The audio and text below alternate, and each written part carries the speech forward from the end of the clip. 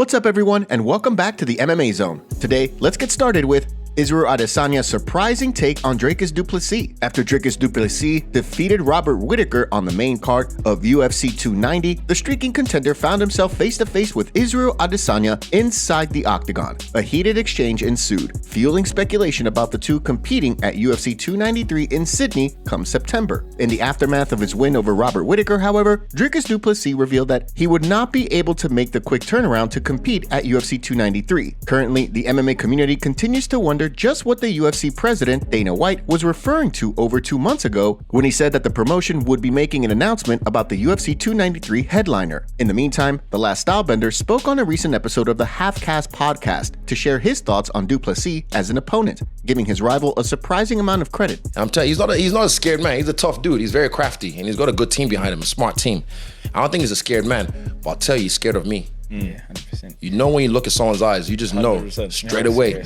With the UFC seemingly keen to wait and book the pair to fight, only time will tell when these two will step into the octagon and settle things. Dustin Poirier and Jorge Masvidal slam Conor McGregor. By now, the MMA community has come to expect viral reactions from Conor McGregor following big fights. Time and time again, McGregor has taken to social media to share his thoughts about big UFC events online, just like his fans. This past weekend was no different, with McGregor injecting himself into the mix after Justin Gaethje knocked out Dustin Poirier in the second round of their BMF title fight at UFC 291. After threatening to slap Justin Gaethje and proclaiming himself the true BMF, the Irish star found himself on the receiving end of some harsh criticism. Former BMF Jorge Masvidal was quick to fire back at the former champ on Twitter, writing, "Shut your mouth, you pissing hot midget. You're not cleared to fight," Masvidal tweeted. Talking about fighters going through the grind and process, I bet you never say my name, you scared chicken. On Monday's edition of the MMA Hour, Dustin Poirier also reacted to McGregor's tweets on Fight Night, echoing a message similar to the one Michael Chandler shared on Twitter after the UFC 291 main event. Dude, he needs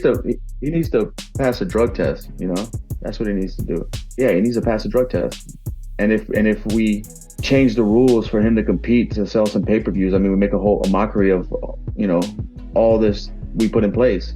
Although McGregor's manager, Audi Autor, recently stated that the former two-division champion has no plans of skirting the mandatory 6 months of testing, McGregor has yet to have a test registered in the USADA database for this year. Stay tuned for updates as they become available. Daniel Cormier reacts to Dustin Poirier's brutal knockout loss. After being on the receiving end of a brutal head kick knockout on Saturday night, many fans wondered just what the future would hold for Dustin Poirier. At this stage of his career, the Diamond made it clear during the post-fight press conference that he is not interested in fighting an up-and-coming contender. In a video for his YouTube channel this week, Hall of Famer Daniel Cormier reacted to the loss, questioning what the future may hold for the former interim champ. I'll be very interested to see what Dustin Poirier's approach is now, because I don't think that Dustin Poirier is a guy that's going to stick around just for the sake of fighting. I understand he likes money, but he's already made a ton of it. I think Dustin Poirier wants to be a champion. So I don't know what the future looks like for him. I hope he doesn't walk away. I hope that he keeps fighting. During Monday's appearance on the MMA Hour, Poirier spoke about the fight, giving Gaethje his props while explaining why he's struggling to come to terms with the loss. I still feel like I'm better than him. I feel like I'm the better fighter. I got hit with a great shot, not by luck or chance. He set it up beautifully, and I was just a victim to great technique. I was in the wrong place. I didn't guard myself properly, you know, but I felt very aware the whole fight. I feel like I'm better than him, and I lost. That hurts, you know, but that's fighting, man. It is what it is. What can I do? One individual who may be taking the loss almost just as hard is Jorge Masvidal, a longtime training partner of Poirier. As he revealed in an interview with TNT Sports, he actually lost $100,000 betting on Poirier to win the fight. Making wagers that I probably shouldn't have. I put $100,000 on DP on Dustin Poirier. Kids, I'm sorry. You gotta go to public school now. With the score now tied 1-1, it'll be interesting to see whether or not these two wind up competing in a trilogy fight down the line. If they do wind up fighting for a third time, who do you think gets the job done? Drop your predictions in the comment section below. UFC fight updates.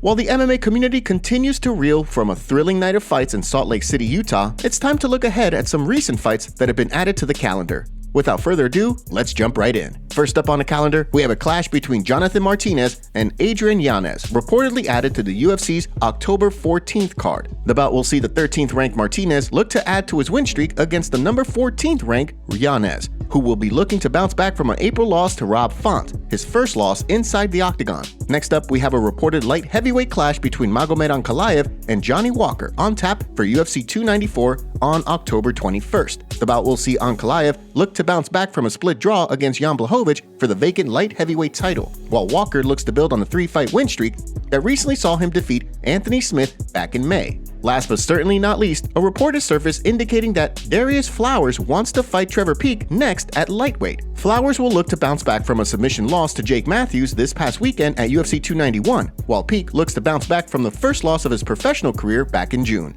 Before we continue, make sure you give that like button some love, and be sure to subscribe to the MMA Zone for all of the latest news. Tom Aspinall reacts to Michael Bisping's recent claim.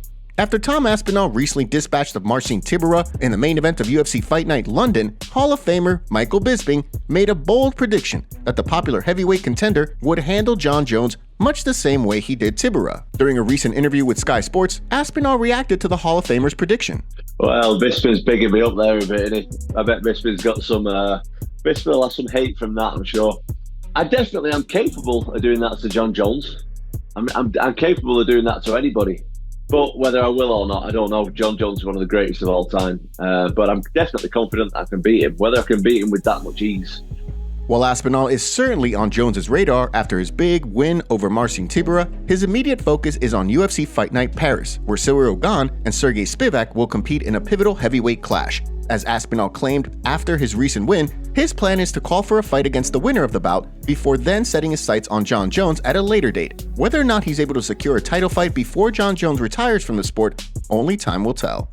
Stephen Wonderboy Thompson disappointed with the UFC. Leading up to UFC 291, Stephen Thompson's scheduled clash with Michel Pereira seemed to be the people's main event in the eyes of many. On the day of weigh-ins, however, Pereira took his time before stepping onto the scales, several pounds overweight. Although many expected Wonderboy to accept the fight anyway, that wasn't the case. While citing his decision to compete against Darren Till several years ago, despite the gorilla missing weight, Thompson informed his fans that he would not be competing against Pereira.